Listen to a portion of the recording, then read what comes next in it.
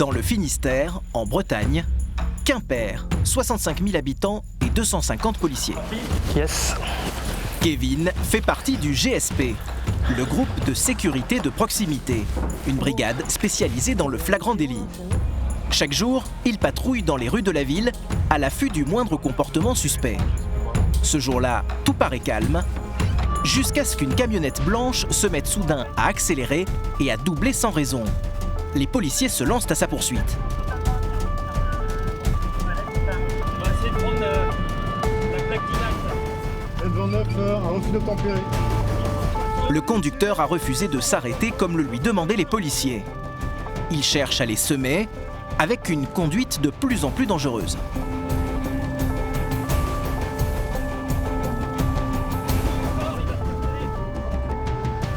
Le chauffard roule à plus de 30 km/h au-dessus de la vitesse maximale autorisée.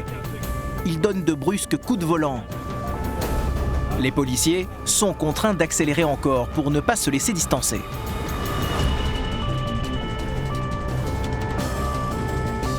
Un peu plus loin sur ce chemin, l'homme a fini par s'arrêter. Il a abandonné son véhicule et s'échappe. Une course-poursuite à pied s'engage. C'est bon. Aïe, il a pas le droit de faire quoi. Espèce d'idiot. Aïe. Pour ce refus d'obtempérer, l'homme risque 3 mois d'emprisonnement, 3 700 € d'amende et la suspension de son permis de conduire pour une durée de 3 ans. Et t'as le permis? Bah oui. Et pourquoi tu pars alors? Mais t'arrêtes pas de nous contrôler, vous arrêtez pas les gars quoi. Et alors, c'est pour ça que tu pars? Bah oui. Espèce d'idiot. Mais je vais pas me sauver, c'est bon. Même s'il voulait se sauver, le jeune chauffard ne le pourrait plus. Arrêtez, j'ai... Hé, ça fait un quart d'heure que tu me fais rouler comme un débile. Parce que tu veux pas t'arrêter, tu vas pas faire ton cinéma là. Ça commence à bien faire. Hein. Alors tu vas faire l'homme jusqu'au bout, tu vas te lever, tu vas marcher. Mais j'ai plus de force dans les jambes. Je ne peux pas le savoir. Non mais oh. T'inquiète.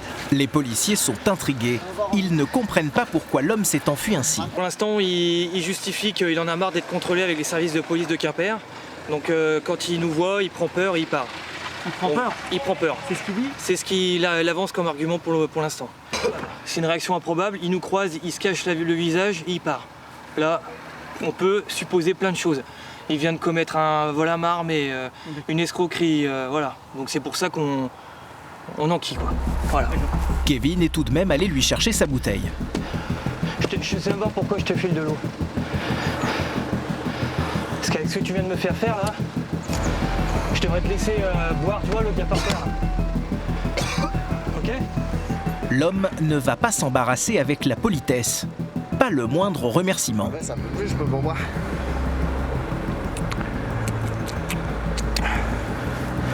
On mange encore. Mais là bien la bouteille, je peux pas boire. S'il te plaît. Ouais, ça déjà, c'est plus facile, ça.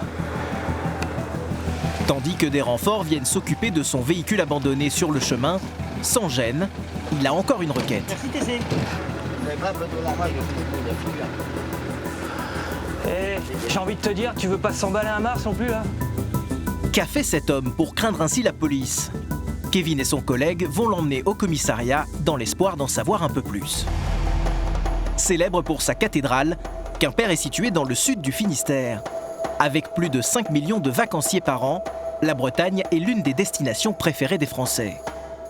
Pourtant, comme partout ailleurs, ces policiers font face aux problèmes d'incivilité et luttent contre toute forme de violence. Leur origine, c'est souvent l'alcool. Non, s'il vous plaît, ne descendez pas. Et des crises de folie qu'il faut gérer, parfois avec l'aide des pompiers. Le jour, les vols à l'étalage se multiplient. Greg a 38 ans. Policier depuis 15 ans, il privilégie toujours la pédagogie. Vous voliez du maquillage ou une voiture, ça reste du vol. Sa force, c'est de garder son calme, quelle que soit la situation, même face aux délinquants de la route. On vous connaît pas, monsieur. On sait pas si vous avez le permis. On n'a rien sur vous. Sur les routes, il doit aussi faire avec ceux qui conduisent sous l'emprise de stupéfiants. Bonjour, contrôle de police. Vous êtes connu des services de police? Depuis quelques années, dans la région, leur consommation a explosé. Je vais fouiller dans le véhicule. C'est à une centaine de kilomètres de là, dans la petite ville de Morlaix, que se situe le plus gros du trafic. Pour lutter contre les dealers, les chiens sont d'une aide précieuse. Ils dénichent la moindre cachette. Ce trafic, Philippe le connaît par cœur. À 50 ans, il est le capitaine de la brigade de sûreté urbaine. Son enquête va le conduire en lisière de la ville, en pleine forêt, à la découverte de modes opératoires surprenants. 6, 7. Il y en a là aussi? Un pont, alors. Toujours en patrouille, Sébastien, lui, veille à la sécurité de tous. On se réveille, c'est la police là. Vous savez où vous êtes, là, monsieur, et quel jour on est? Ivresse sur la voie publique, 1,50 g. trafic de drogue, flagrant délit. En Bretagne, les policiers sont sur le qui-vive toute l'année. Merde. Ça pue la gerbe.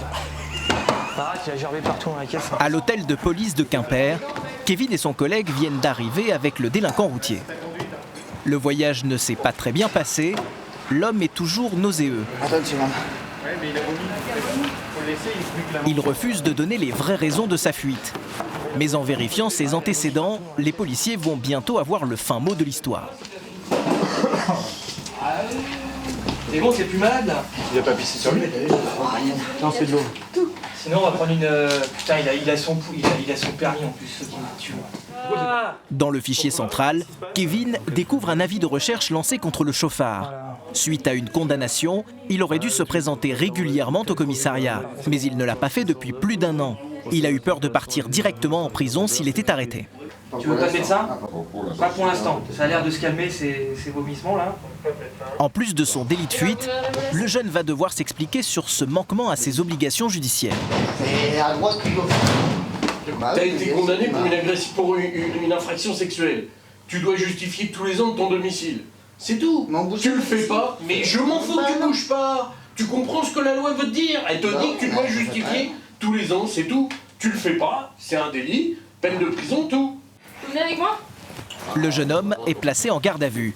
Convoqué 3 mois plus tard au tribunal, il écopera d'un retrait de permis de 6 mois pour son délit de fuite, ainsi que d'une peine de 3 mois de prison avec sursis plus 300 € d'amende pour le non-respect de ses obligations judiciaires.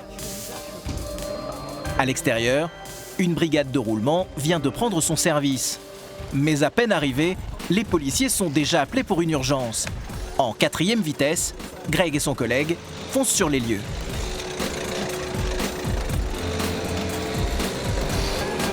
On va sur un différend violent entre une femme et son conjoint sur Quimper. Le policier sait que ce genre de querelle peut à tout instant virer au drame. Les voitures ralentissent pour le laisser doubler par l'autre voie, mais à l'approche du feu rouge, malgré la sirène, il doit freiner brusquement. Un bon réflexe qui lui a permis d'éviter de justesse ce 2 roues. Il n'a pas le temps de s'arrêter pour vérifier l'état d'ébriété du motard, car une femme est en train d'être violentée. C'est là où il y a le chien, l'américaine. Greg connaît bien cette résidence. Il a déjà été appelé ici. Bonjour. C'est chez vous? C'est chez vous encore? Cette fois, c'est la voisine qui est en difficulté. C'est là au 1? Qu'est-ce qui vous arrive? Bah en fait je veux le quitter mais lui ne veut pas que je le quitte. Ouais. Donc forcément il est pas très content. Bonjour monsieur. Voilà, il est un petit Venez là. Non, excusez-moi. Non, venez là. C'est pas vous qui décidez là, monsieur. Mon fils est... Un petit peu, chez moi. Non. L'agresseur présumé refuse d'obéir aux policiers. Il aurait été violent envers sa compagne car elle lui demandait de quitter la maison. Greg et son collègue vont vérifier les justificatifs de domicile pour savoir qui est réellement locataire.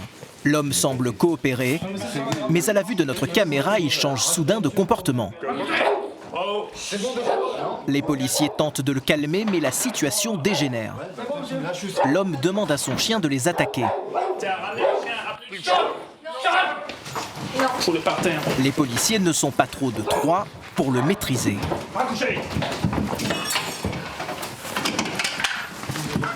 Tiens, t'as une enveloppe. Vous êtes vraiment des gros bâtards. Bah oui. Des gros bâtards de merde. L'homme insulte les policiers sous le regard apeuré de sa femme. Il m'a poussé dans le jardin et m'a voici. Oh mon Dieu. Je t'ai balancé une balle à moitié dégonflée dans la tête. Parce que nous, on va la ramener, hein, du coup. Putain. Les policiers vont emmener l'homme pour violence contre les forces de l'ordre. Le chat. Il chope pas rien, il est pas dressé. Calmez-vous, ça sert à rien, vous pleuriez. Là, maintenant, on est là. On va le ramener, de toute façon, quoi qu'il en soit. Vous, si vous avez été victime de violence, on vous invite fortement à venir déposer plainte aussi. C'est le jardin, quoi, mais il m'a pas tapé. Voilà. La jeune femme minimise à présent les faits.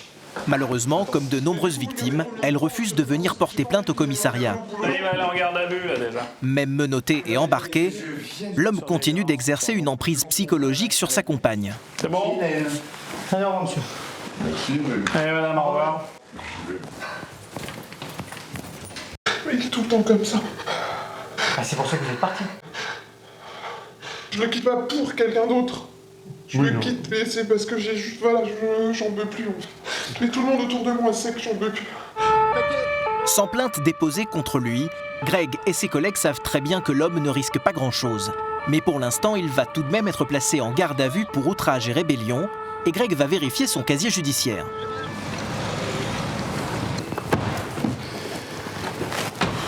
Allez, un de plus. Bon, je pense, on va vérifier ça. C'est qui a la pièce, du coup? C'est toi. Tiens, donne-moi son identité, fille, je vais le passer au fichier. Merci. Bon, t'es connu un peu, hein? Sans déconner. Outrage à personne n'est connu. Roland. Certains de vous, j'aime bien. Mais pourtant, on a été correct avec toi, là, aujourd'hui. Aujourd'hui, non, pas trop. Non, pourquoi? De l'homme fout par terre chez moi. Pourquoi on te met par terre? Parce que vous êtes con. Ah, sûrement, ouais. L'homme continue de défier les policiers. Mais Greg garde son flegme. Ça aurait pu bien se passer, je pense, au départ. Ouais, mais là, j'ai pété un petit peu le con cet après-midi. On voit ça. Vu son comportement, l'homme est manifestement en état d'ivresse. Pour le confirmer, les policiers vont mesurer son taux d'alcool dans le sang. 30. 16 à 30. Pour l'obtenir, il faut multiplier par 2 le résultat affiché sur cette machine. Il n'est que 14 heures et l'homme a déjà 3 grammes d'alcool dans le sang. C'est 11 fois le taux légal. Oui, mais est-ce qu'on y est pour quelque chose, non? Ah non, vous, non. Bah, ça n'empêche que c'est à nous, vous en prenez. Asseyez-vous. D'accord? Parce que vous êtes un petit peu violent aussi.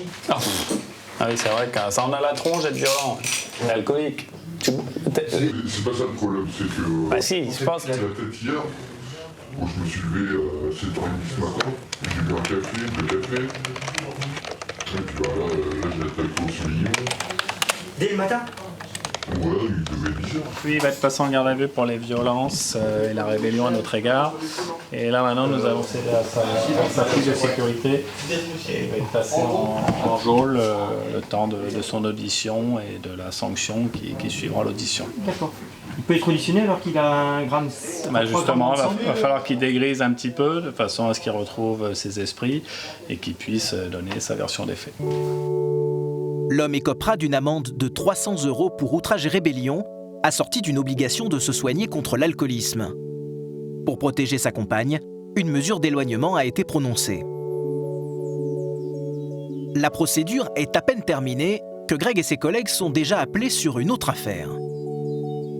Nous allons au magasin Monoprix pour 2 mineurs interpellés pour vol à l'étalage. Un vol à l'étalage, le motif ne surprend guère les policiers. Très souvent, le Monoprix nous appelle régulièrement pour du vol à l'étalage. En un an, ces vols ont augmenté de 15% dans la région. Alors les grandes enseignes ont fait appel à des sociétés de sécurité privées pour endiguer ces larcins. Aujourd'hui, 2 jeunes filles ont été surprises en train de dérober une importante quantité de cosmétiques. Il y en a pour plus de 400 €. C'est le vigile qui a appelé la police. sur les marches. Et qu'est-ce que vous vouliez faire avec autant de marchandises? Ben, on voulait donner à nos cousines. Ah ouais, d'accord. Pour nous aussi, parce qu'on n'avait plus de maquillage. Donc, Ouais, là, c'est... on a vu des choses qui nous plaisaient, des trucs jolis. Du coup, on pensait qu'on avait pris au maximum 5-6 trucs. En Vous fait. êtes naïve en fait quoi. Ben, un peu, Et aucune des deux n'est connue des services de police? Vous habitez où? Quimper. Donc bah, on va vous placer en garde à vue toutes les deux. Ah, pourquoi? Non, mais pourquoi? Et d'autres questions comme ça, pourquoi? Ça s'appelle comment ça? Du vol. Le vol est passible. Comment? Je pense que vous n'avez pas l'air de comprendre. Vous dites, bah voilà, on est dans un magasin, c'est une démarche, ça reste du maquillage, c'est rigolo, c'est machin. Non, ça reste du vol. Que vous voliez du maquillage ou une voiture, ça reste du vol. On est d'accord? En comparaison extrême des choses pour vous faire comprendre. Oui, non? Oui. Bon, c'est-à-dire ça vous viendra à l'idée d'aller dans la rue, de fraquer une vitre et de voler la voiture? Non? C'est la même chose. Vous voulez faire quoi plus tard? Et infirmière, il consulte le casier judiciaire. Pour rentrer dans la fonction publique, les casiers judiciaires sont interrogés pour savoir si la jeune fille, comme le domaine médical, elle peut être aussi un domaine sensible, savoir si elle n'est pas connue des services de police. Vous ressortirez que demain matin. Demain matin? C'est le principe d'un placement en garde à vue. Ah oui, mais il faut assumer les conséquences. Quand on fait un acte délictuel comme celui-là, c'est délictuel au niveau du code pénal. Et puis vous le savez, vous le faites en toute connaissance de cause. Bon, vous faites du droit, vous savez comment ça se passe.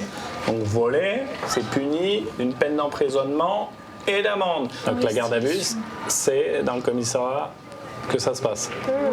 Dans les geôles toutes dégueulasses que vous voyez à la télé, c'est la même chose. D'accord? Ah oui, quand même, on n'est pas des bourreaux. Ah, des questions terre à terre, la jeune fille. Hein. Bon, les filles, on va avancer par là déjà. Les jeunes filles ont l'air de tomber des nues en découvrant que le vol peut conduire à une peine de prison. Qu'est-ce qu'il a? Elles ne font pas les fières quand elles sortent du magasin, encadrées par les deux policiers. Tout ça sous les yeux de leurs copains. En fait, les deux copines viennent d'avoir 18 ans. La police n'a pas à prévenir leurs parents. Responsables de leurs actes, elles peuvent passer 24 heures en garde à vue. C'est bon les filles, vous pouvez sortir. Mais c'est la première fois qu'elles ont affaire aux forces de l'ordre. Alors Greg va se contenter de leur montrer ce à quoi elles vont échapper. Venez les filles, je vais vous montrer ce que c'est une garde à vue. On n'a personne en jardin. Ça, c'est une garde à vue. C'est-à-dire là où vous allez dormir. Ouais. C'est ça que vous voulez? Voilà. Quand on a commis un crime ou un délit et qu'on est placé en garde à vue par la police ou la gendarmerie, on dort là-dedans. Vous avez l'odeur? Ça vous plaît ça? Non. Bon. Allez, on peut retourner là-bas. Une bonne leçon pour ces jeunes filles qui n'oublieront sans doute jamais cette arrestation. J'espère que ça a au moins un côté pédagogique. J'espère. Vous recommencerez?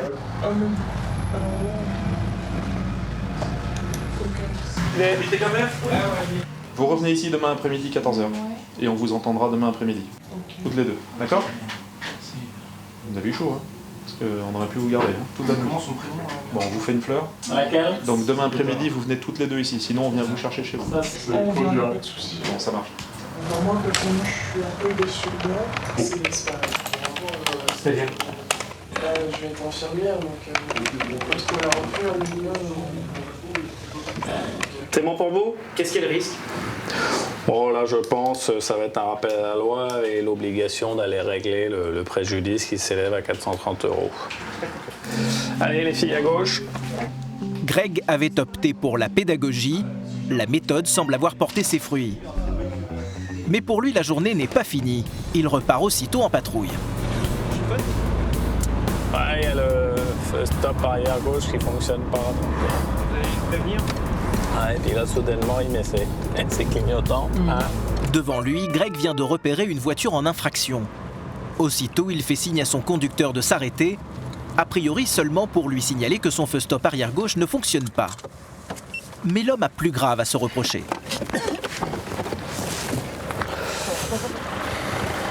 Bonjour, contrôle de police. Présentez le papier du véhicule et votre permis de conduire, s'il vous plaît, monsieur. Merci. Vous savez pourquoi on vous contrôle? Il y a un feu stop qui ne fonctionne pas. Feu stop? Oui. Arrière gauche. Il y a tous vos points sur votre permis? Vous avez consommé de l'alcool, monsieur? Il n'y a rien interdit sur vous dans le véhicule? Je vais vous demander de sortir du véhicule, s'il vous plaît. De vider le contenu de vos poches. Vous avez une pièce d'identité, monsieur, à nous présenter, s'il vous plaît? Comment? Non, c'est pas moi. Vous n'avez rien interdit sur vous dans le véhicule? Vous êtes connu des services de police? Oui. Bon. Et là, il n'y a rien. Je vais fouiller dans le véhicule. J'ai un petit peu. Donnez-moi.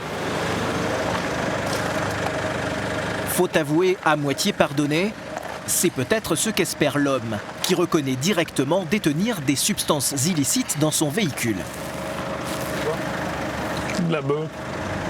Pour consommation de cannabis, l'homme encourt une peine allant jusqu'à 3 ans de prison ferme et 3 750 € d'amende. Donc il n'y a rien d'autre? Sur vous, il n'y a rien? Le permis à tous les points? Oui. C'était quand la dernière fois que vous étiez connu? Sortez du véhicule, monsieur, s'il vous plaît. Greg vérifie ses déclarations. Le jeune homme a été honnête, mais en ce qui concerne l'usage de stupéfiants, un rappel à la loi s'impose. Vous savez que c'est interdit? Je sais. Je suis pas impatient, je sais. Donc, dans l'absolu, on vous ramène. Bon, allez, on va fermer les yeux. On n'a rien vu, rien entendu. On va pas vous le rendre, évidemment. Hein, parce que, voilà, la législation sur les produits stupéfiants en France, voilà, elle évolue pas. C'est toujours celle-là. D'accord? Tout ce qui est ça, c'est de la drogue, entre guillemets, dite douce, parce qu'il y en a qui aiment entendre ça. Pas moi. C'est interdit. C'est clair? Parce qu'il a fait profil bas, le jeune homme s'en tire bien pour cette fois. Greg le laisse partir. Le policier va pouvoir poursuivre son contrôle routier sur la voie publique. Et l'un des fléaux auxquels il est fréquemment confronté, c'est la conduite sans permis. Bonjour, contrôle de police, vous coupez le contact, monsieur, s'il vous plaît. Présentez les papiers du véhicule et votre permis de conduire. Comment? Je ne suis pas avec moi. Ouais, aucun papier. Pas de papier d'identité. Ah, il va falloir s'arranger, parce que sinon vous allez venir avec nous au commissariat. Greg soupçonne une tactique pour dissimuler le fait qu'il roule sans permis. Jeune homme, vous avez une pièce d'identité à nous présenter, vous? Le passager n'a pas ses papiers non plus. Autre problème, impossible pour les deux hommes de prouver que le véhicule leur appartient. Videz vos poches, monsieur, là, s'il vous plaît. Ouais, ouvrez le coffre. À qui est le véhicule? C'est le mien. C'est déjà été ramené au commissariat à Quimper? Bon. Ouais. Et dans une gendarmerie? L'homme tente de noyer le poisson. J'ai mon assurance, j'ai mon compte tenu, j'ai tout. Qu'est-ce que j'ai? Ah oui, il faut les avoir. Mais j'ai pas seulement. Donne-moi un rendez-vous, j'y vais à la maison et je viens directement avec la papier. Mais c'est même pas un rendez-vous, c'est que vous allez venir avec nous. C'est quoi votre nom, monsieur? Ouais. Parce que déjà, vous me dites que le véhicule vous appartient. Quand je sors au fichier, ça ressort pas à votre nom. Mais je suis un garagiste, monsieur. Ah, maintenant c'est un garagiste. Empêtré dans ses mensonges, l'homme change brusquement de version. On va aller au commissariat et on va aller vérifier votre identité. Ok? Il n'y a pas de souci. Quand on va vous passer sur nos fichiers au niveau du permis de conduire,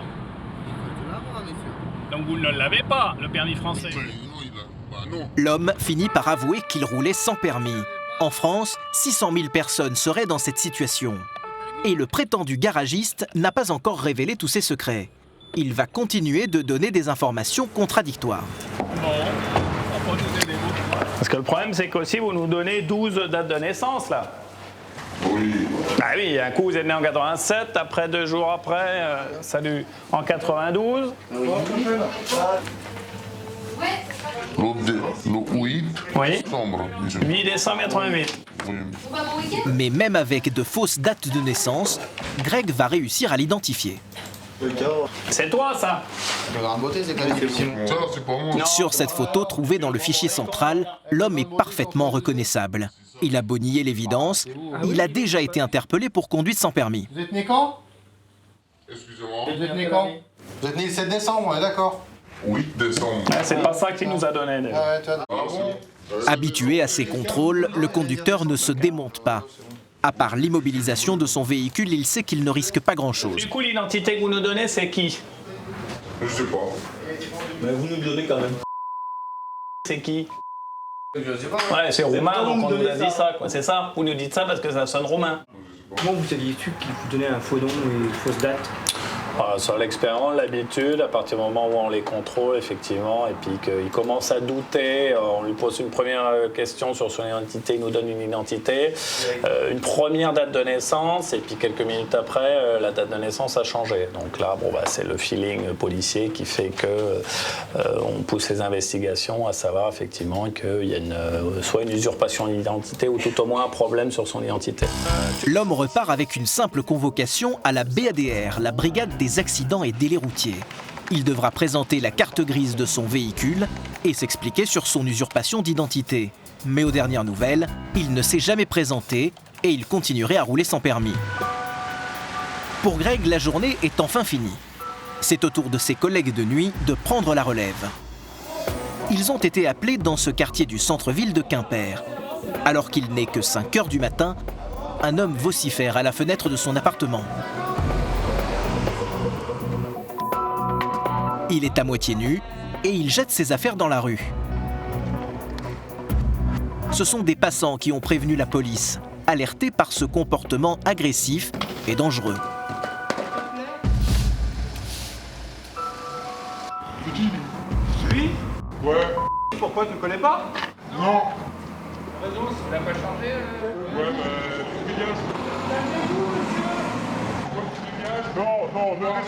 non, s'il vous plaît, ne descendez pas, ne descendez pas. Non, vous restez en haut, ne descendez pas. Au bout de 10 minutes, l'homme est de plus en plus agité. Pas question de discuter davantage, il faut agir. Imprévisible, il pourrait se jeter à tout moment par la fenêtre. Ce sont les pompiers dépêchés sur place qui sont chargés d'enfoncer la porte.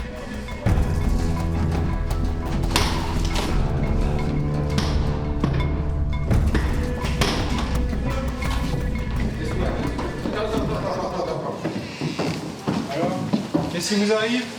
L'homme semble plus calme, mais il tient des propos incohérents. Allez, on passe le... Non. Vas-y, passe-le tout de suite. Ah ouais. Lui, il dégage parce que sinon je vais trop... comme vous avez jamais vu. Donc lui, il me lâche. Bah non. Il s'en prend au policier qui le maintient et drague même ouvertement celui qui est face à lui. Un jour, pas... Ah non, j'ai pas envie de jouer maintenant. Bah, on commence à jouer, donc j'ai le temps. Monsieur, vous fumez la troupe? Non, moi je fume rien. On veut juste commencer à s'amuser en fait, comme vous. On est tous au même rythme. En fait, l'homme a ingéré un cocktail explosif, alcool et stupéfiant. Il a refusé catégoriquement de s'habiller. C'est donc à moitié nu qu'il est emmené par les pompiers grâce à l'aide des policiers. Au moment de descendre, l'interpellé pourtant menotté va essayer de dérober l'arme d'un policier. Il avait la main sur le pétard. Heureusement, un pompier s'est précipité pour l'en empêcher. S'agit-il d'une crise de folie passagère liée au mélange d'alcool et de stupéfiants? Ou l'état de l'homme est-il plus sérieux? Pour le savoir, les pompiers décident de l'emmener aux urgences psychiatriques pour un examen approfondi.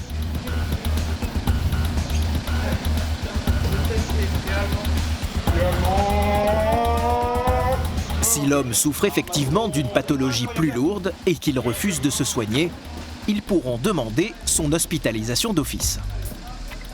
Pendant ce temps, à 100 km plus au nord, Morlaix s'éveille. Plus petite que Quimper, cette ville compte 20 000 habitants. L'un d'entre eux a été arrêté dans la rue pendant la nuit en possession d'un gros sac d'herbe de cannabis. Là, on va faire le domicile de votre mère, Les policiers le soupçonnent d'être un dealer. 2 perquisitions sont organisées, une première au domicile de sa mère, la seconde chez sa petite amie. C'est là qu'il cacherait l'essentiel de sa marchandise. Le suspect accompagne les enquêteurs, car selon la loi, il doit être présent lors de la fouille. Les policiers ont attendu que son jeune frère soit parti à l'école. Quant à la mère, elle est abasourdie par l'arrivée des forces de l'ordre. C'est compliqué, on le sait, mais voilà, on ne peut pas faire... on essaie de préserver la cellule familiale, hein, on est d'accord? Dolly entre en piste. Cette chienne est spécialement dressée pour débusquer les produits stupéfiants, mais pas seulement. Elle a également été formée auprès de la Banque de France pour reconnaître l'odeur caractéristique du papier et de l'encre utilisée pour fabriquer les billets de banque. En quelques minutes, la chienne détecte un sac contenant de l'herbe de cannabis. Le deuxième dans cette affaire. Donc ça vous appartient bien? C'est pas à votre mère, c'est à vous? Non. Ça, vous confirmez que c'est votre frère? Ça vient d'où? Je reporte ça, ça, moi. Non, mais de toute façon, on verra ça, mais ouais. Donc tout ça, c'est à vous. Ça va, madame? Asseyez-vous, vous voulez vous asseoir? J'ai chaud, là. J'ai chaud, là. Vous pouvez descendre? Ça va aller? Oui, ça va aller. La mère est sous le choc. Visiblement, elle ignorait tout des activités de son fils. Ça va aller. Il faisait chaud dans la chambre. Les policiers s'inquiètent de son état. Dernière recommandation avant de quitter les lieux. Donc faites attention, hein. Pas d'imprudence. Parce que vous allez comment chercher le petit frère? Je vais en voiture. Voiture? Je ne vais pas prendre la voiture tout de suite. Ah non, mais mangez, posez-vous un peu avant d'aller chercher le petit frère. Hein. Parce que là, vous n'êtes pas en état de conduire. Hein. Après cette première découverte, les enquêteurs se rendent au deuxième domicile à perquisitionner. Quand il ne dort pas chez sa mère, le suspect vit chez sa petite amie, dans cet immeuble du centre-ville de Morlaix. Ici, quand on peut venir?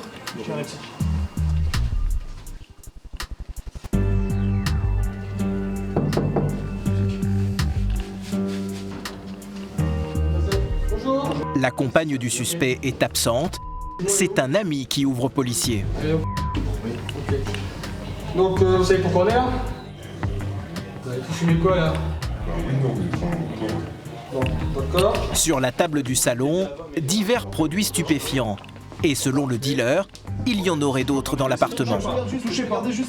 Il indique aux policiers sa cachette, mais elle est vide. L'ami du couple affirme ne rien savoir.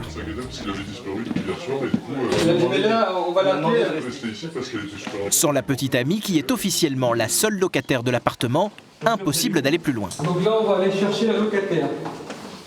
C'est obligatoire?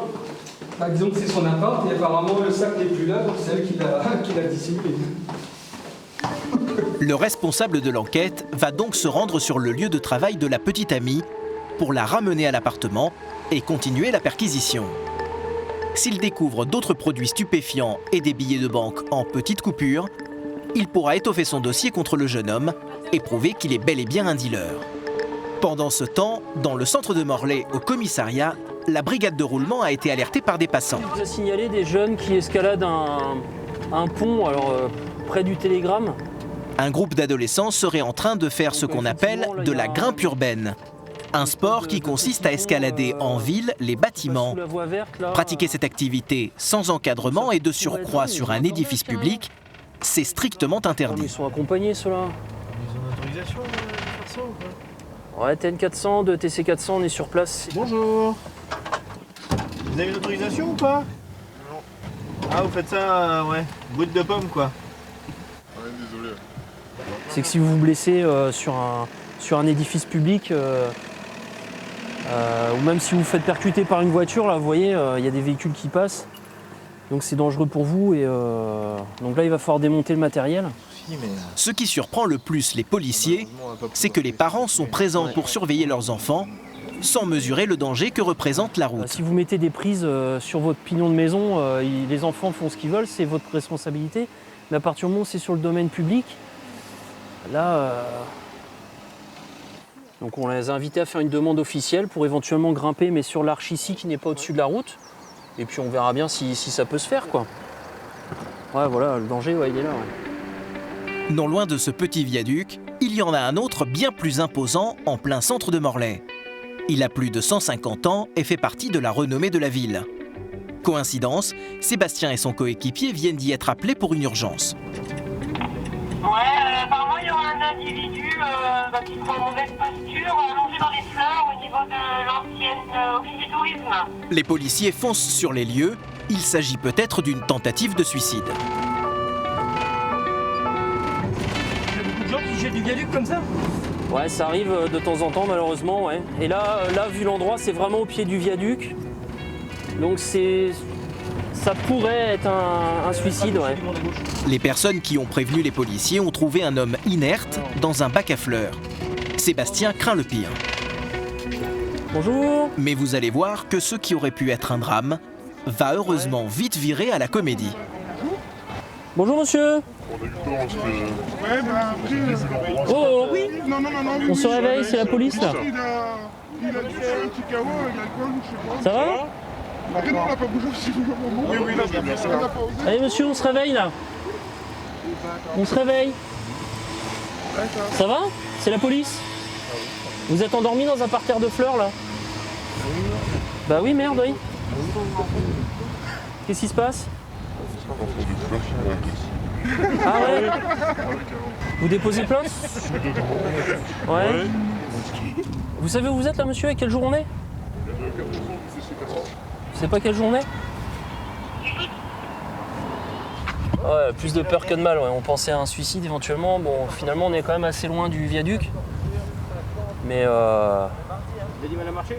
Ouais, ça c'est une soirée un petit peu trop arrosée. Il devait être accompagné avec des amis sûrement au départ. Et puis, mais bon, ça va, on tombe sur quelqu'un qui est pas agressif. C'est plutôt rigolo qu'autre chose, quoi. Bon, là, on va essayer de le confier à un membre de sa famille ou un ami plutôt que de le placer en dégrisement. Les policiers ne peuvent pas prendre le risque de le laisser repartir seul. Ils le ramènent au commissariat, car encore sous l'effet de l'alcool, l'homme pourrait se faire renverser par une voiture ou même tomber dans le port. Ouais, c'est les chaussures qui sont pas bien passées.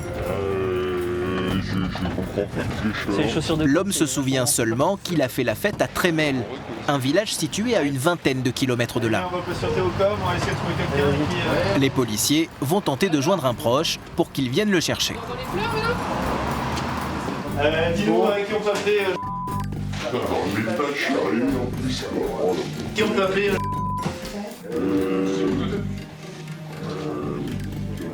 T'as plus de batterie sur ton téléphone? Si, je connais le numéro. Ça, c'est... Attends que je... D'accord, c'est bon. Dis-moi. L'homme se souvient du numéro de son père, mais il a oublié son prénom. Comment il s'appelle? C'est des années comment? Tes parents, tes parents. C'est tes parents. Tes parents. On la charge. Finalement, avec beaucoup de patience, Christophe a réussi à avoir le numéro de téléphone de sa sœur. Allô? Oui, bonjour, le commissariat de police de Morlaix, vous êtes bien? Oui. Oui, rien de grave, je vous rassure, hein, n'ayez pas peur. On est avec au commissariat de police de Morlaix. Moi, je vois personne. Et voilà, bon, il était endormi au centre-ville de Morlaix, on l'a récupéré, il est toujours un petit peu alcoolisé, donc il faudrait que quelqu'un vienne le chercher. Est-ce que vous pouvez vous déplacer ou pas? Oui, je vais arriver, y a pas de souci. D'accord. Au téléphone, la sœur n'a pas l'air très surprise de l'état de son frère. D'accord, ok, j'arrive, pas de souci. La dernière fois que j'ai soufflé ici, j'avais 0,60 et j'ai perdu mon permis. Il y a combien de temps? Ça fait plus de... En attendant que sa sœur vienne le chercher, le jeune homme met l'ambiance au commissariat. Son sens de l'autodérision fait rire tout le monde. Voilà, monsieur aurait pu se réveiller et tout de suite partir se sentir agressé, partir à la bagarre plus ou moins. Et là, bon, tout de suite, dès le départ, il y a un petit trait d'humour. En tout cas, je suis pas grave, ça c'est pas... Ah non. C'est sûr. Encore une batteuse, c'est clair, pas grave. Les policiers vont maintenant savoir à quel point il est alcoolisé. Encore, c'est bon. 1,50 g. 1,50 g, c'est environ 8 verres de whisky. Bonjour. Pour venir le chercher au commissariat, elles sont 3. Sa sœur, sa fiancée et une amie. Oui, c'est ça la question. Tu étais toujours saoul? T'as vu quel état tu es? Je suis... Donc toi, t'étais où? Par contre, du coup, il y a un petit souci parce qu'on l'a retrouvé tout seul, quoi. Ouais. Donc, Endormi, le fait endormi dans un parterre de qu'il fer. soit... D'accord, au pied du viaduc. Ouais. Je l'ai retrouvé comme ça, Morlaix, il était seul au monde, quoi. Combien il a là, il a 1,50 g. Là, maintenant Ouais. Mais ça descend. Combien hier soir alors? Je sais pas. Et vous savez pas du tout non plus comment il a pu arriver sur Morlaix? Parce qu'il était en rigoule à Trével, c'est ça? Ouais, à Trével, très bien. Voilà, et puis il est pas méchant, voilà. Bonne composition. Le jeune homme peut finalement rentrer chez lui. Sans sa bonne humeur, il aurait été placé en cellule de dégrisement. Plus, dans notre contexte, on va dire, ouais. À bientôt, j'espère pas, mais... De l'autre côté de la ville, le policier chargé de l'enquête sur le trafic de cannabis est parti chercher la petite amie du suspect. Elle travaille dans ce fast-food. Le bail de l'appartement dans lequel seraient cachées les substances illicites est à son nom. Alors elle doit être présente lors des perquisitions. C'est la loi.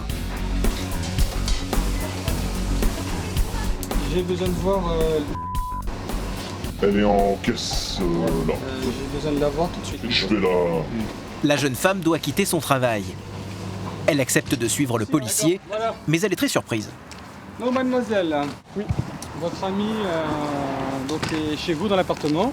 Donc on a fait une perquise chez lui. On a trouvé pas mal de quantité d'herbe. Il est chez nous depuis hier soir avec un sac d'herbe. Donc chez vous il y avait un sac d'herbe aussi.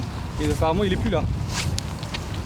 Il m'a toujours dit qu'il voulait que je reste en dehors de ça, donc s'il vous a dit où il était, bien sûr je peux vous le donner. Vous consommez aussi un peu d'herbe aussi? Ouais, moi je fume de temps en temps, mais bon après je... Ouais, ok.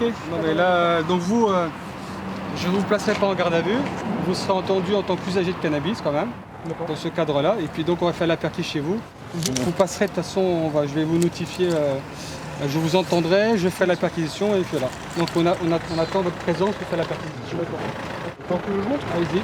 Je vais derrière. Vous mettez la ceinture, mademoiselle? Pour l'instant, la jeune femme paraît soulagée de ne pas être mise en cause dans le trafic de stupéfiants. Mais ça ne va pas durer. Direction l'appartement où elle vit avec son petit ami. Vous étiez inquiète sur votre copain du coup hier soir? Bah ouais, mais bon, des fois il a plus de batterie et bon, il va chez sa mère, il s'endort, des trucs comme ça. Donc je ne m'inquiétais pas plus que ça en fait, parce que ça arrive que des fois ils partent le soir et puis ils reviennent que le lendemain. Sans vous prévenir? Bah sans me prévenir, mais moi j'ai l'habitude. Mais souvent il est pas bien loin, hein. Il est chez des amis ou il est sorti en soirée, enfin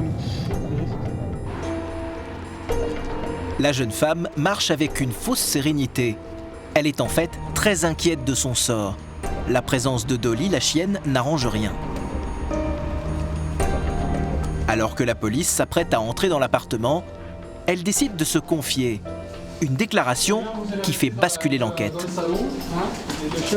fait, je vous donne les fenêtres avec le tube de toute façon, je vais vous le donner sachet tout de suite en... Ok. Vous l'avez, oui, c'est vous qui l'avez caché? Je sais, oui. Ok, c'est elle qui l'a caché. Allez, on cherche. C'est vers Dolly. À nouveau, Dolly est mobilisée.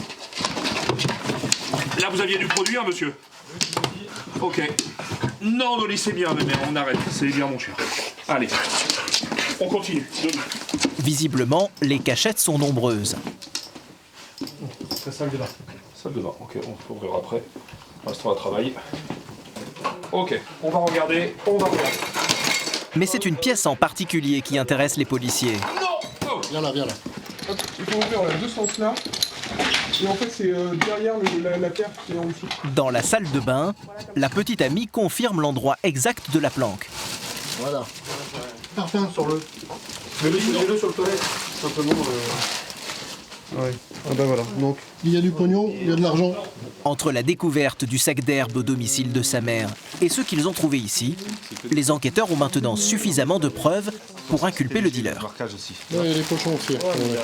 Non, c'est En dessous les plaintes, là, les plaintes s'enlèvent ou pas? Pour ça, il y a pas un gros marquage. L'expérience des policiers paye toujours. Sous le frigo, derrière une plainte, encore une trouvaille. Bah tiens. Ouais. C'est quoi? De la résine de cannabis. Ouais. Cette découverte, le suspect ne l'avait pas prévue et il perd son calme. Comment ça, je m'avais... Est-ce qu'il y a... Ben ça. Vous m'avez demandé s'il y avait de la résine, je vous ai dit, il y avait de l'herbe dans un tiroir. Je peux pas vous aider à faire votre travail quand même. Non mais ça m'énerve là, ça m'énerve. Ah d'accord. Ça m'énerve. Ouais, mais vas-y, Victor, c'est trop tard maintenant. Asseyez-vous. Calmez-vous. Hein. Jusqu'à présent, tout se passe bien. Voilà, donc... Ils sont dans le sac déjà. C'est de la merde, c'est de la merde. L'homme joue sur les mots, de la merde, du shit donc. Une dernière vérification pour clore la perquisition. Les policiers embarquent le dealer. Ils convoqueront plus tard sa petite amie pour l'auditionner. Donc je vous appelle quand ça sera prêt, quoi. À Morlaix, plus de 300 affaires de stupes sont résolues chaque année. C'est 2 fois plus qu'à Quimper, qui compte pourtant le triple d'habitants. Via un réseau sécurisé, le commissariat de la ville est relié en direct par une caméra au tribunal de Brest. Le procureur peut ainsi prolonger la garde à vue du dealer et s'entretenir avec lui. Je suis procureur de la République. Je vais prolonger votre garde à vue d'une durée de 24 heures, monsieur. Pour les faits que vous savez et qui nous occupent, s'agissant de faits de trafic de stupéfiants. Est-ce que vous avez des choses à dire ou à pas me dire? Non. Le risque pénal est très lourd. C'est quand même puni au maximum de 10 ans. Il faut que vous ayez conscience de ça, monsieur. Voilà. Monsieur... Oui. Venez, monsieur. Il peut y aller.